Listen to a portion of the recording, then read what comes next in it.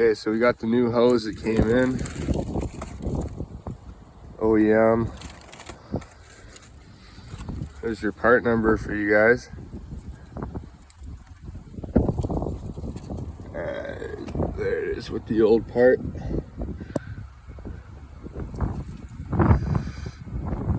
Alright, let's get it swapped on. Okay, we got it tuned up. Listen to the sound of the Deere go.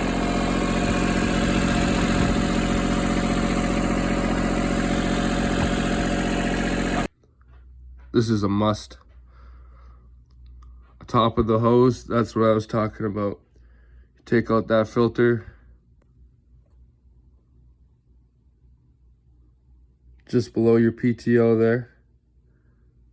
Drain plug is C. Okay, so now I'm gonna top it up. So I got my funnel there and I got it strapped down. We're gonna add some hydrostatic hydraulic oil. And I just cleaned the suction screen on the transmission for the hydraulics. Super important.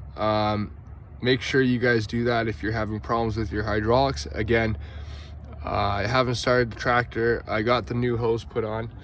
I'm assuming with